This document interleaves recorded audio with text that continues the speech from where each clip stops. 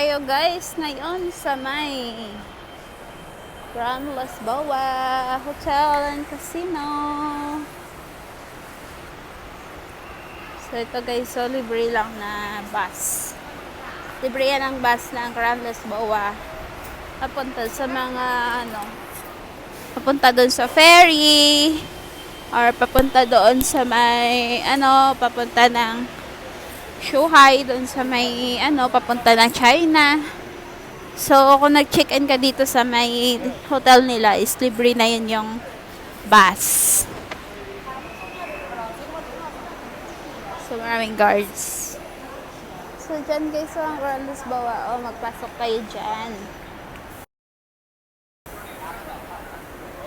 Pwede tayo dyan nagpasok. So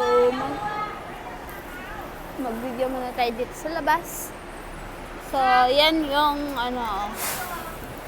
yung casino na Grand Lisboa. Di ba guys? Napakaganda ng ilaw-ilaw.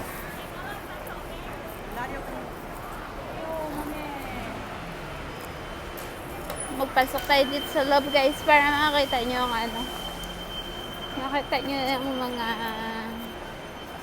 ilang mga designs, mga nila dito.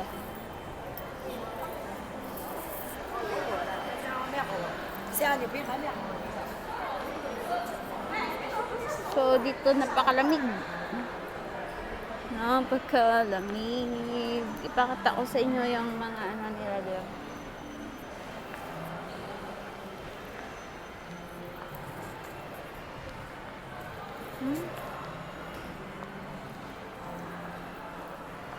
Ito yung ground floor ng ng hotel.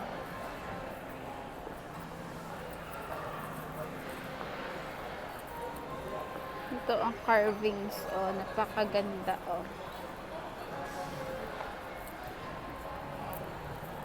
So this one is the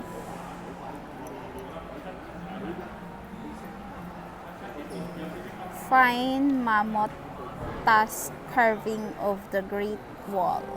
So, yung Great Wall of China. So, ito yan siya guys. Carved from top-grade mammoth tusk. It took 6 years. Kalain mo yan, 6 years pala. 6 years pala bago yan na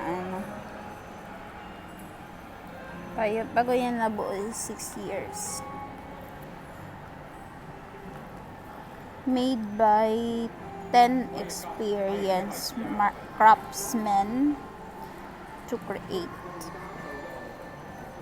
including on-site surveying, research and examinations at the Great Wall of China. The carving portrays the everyday life of the locals and the scenes from Shanhaiguan to Jianyuguan.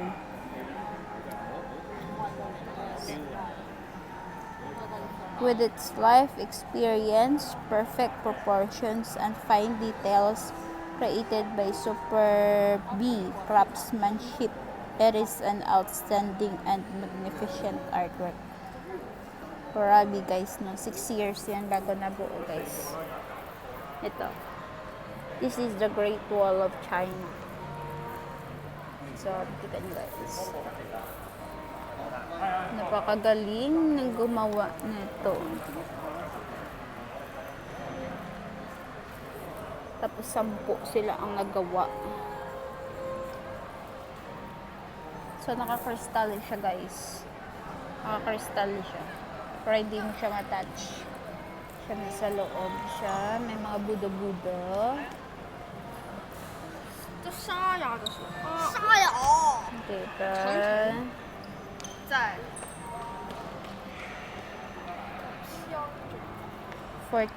10 years yan nila ginawa. Grabe na.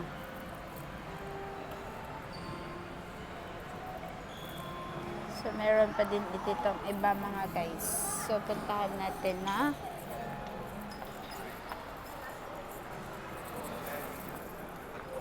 So yan ang ilang chandelier grabe. Nakainang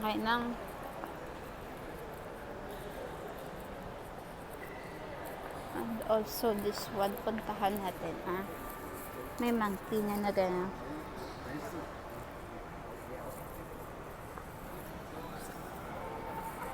So this one is the carving also.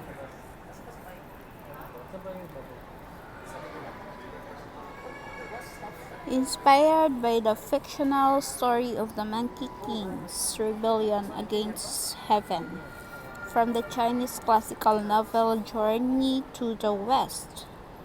After discovering heaven's attempt to subdue him, King rebelled and proclaimed himself as the great sage equal of heaven.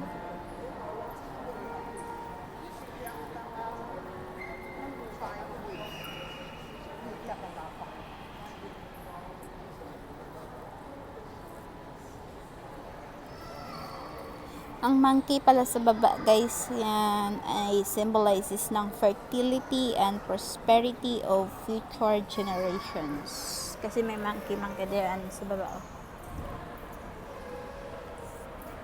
Prosperity and fertility daw.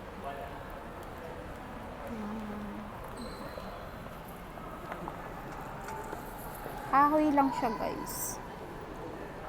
Grabe na. Nila. Puro nag-monkey. Puro monkey inside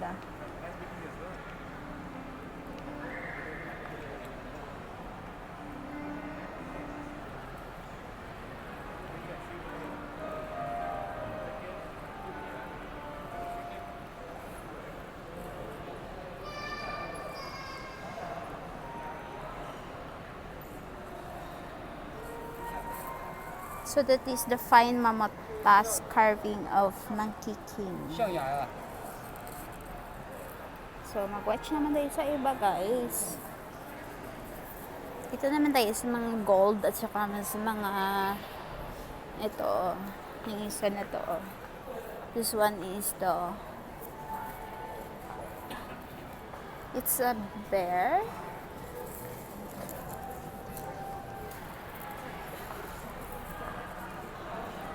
Jade yan siya, guys, real jade. Diba? Napakaganda. It's not parang ano man yan siya.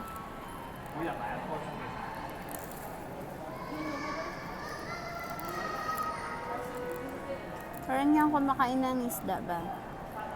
Kasi yung mouth niya is may fish. May fish yung mouth niya. Tapos dito man, guys, yung this is the real gold, guys, this one. Grabe, diba? Kaya ano lang nila dito, pin-display lang ang gold. Gold talaga yan, real, guys. Tama kung kaano sila kayaman. Ka-display lang sila ng gold dito.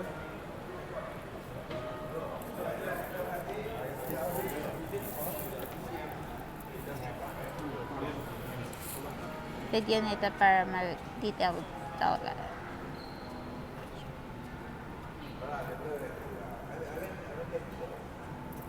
So this one is the siguro. This one is yung mountain ba, guys, kasi may mga kahoy, saka yung parang cave siya sa baba, Kita nyo na ito, guys, parang cave siya, tapos this one is yung bahay sa taas, sa taas ng mountain. So that is the real gold, guys. So magtingin naman tayo sa iba. Doon naman sa may napakalaking dragon, napakahaba na dragon na yan, at saka real gold yan siya, guys. Ay, grabe siya, diba?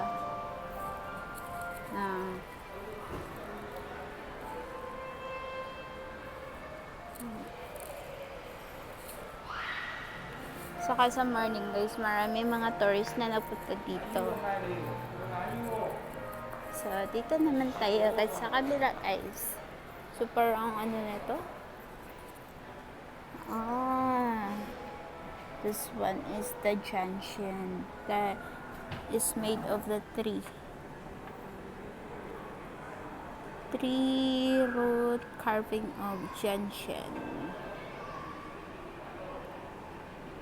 carved from the root of an extraordinary century-old long-an tree. Oh, okay. So this one is, you know, the long-an, guys. So that is the fruit. So yung fruit ng long-an is recall yan siya.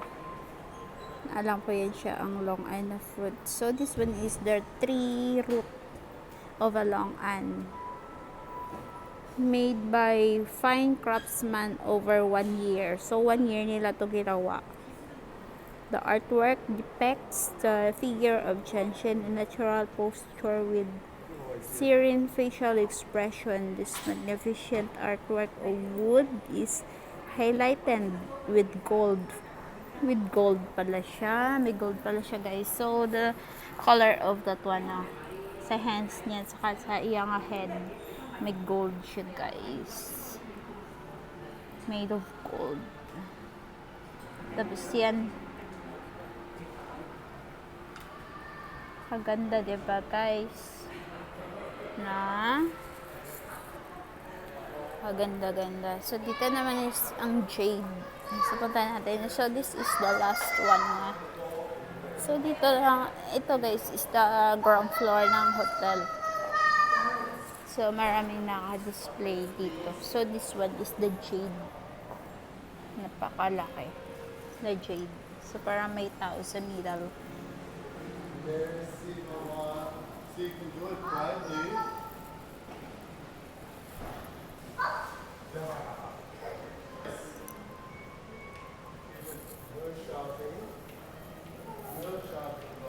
Parang tao siya sa middle.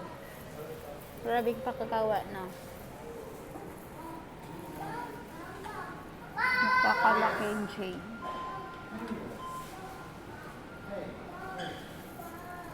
So, yun na guys, ang ating tour dito sa may yan ang ating tour dito sa ground floor ng Grand Lisboa Hotel. So, nakita nyo na guys sa mga nila.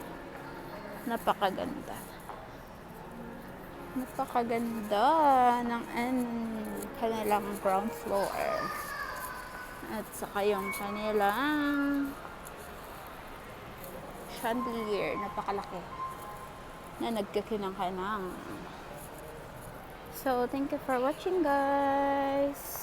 Yan ang ating video dito sa may Grand Lisboa. Grand Lisboa na ground floor ng Grand Lisboa. Thank you so much for watching. Bye-bye.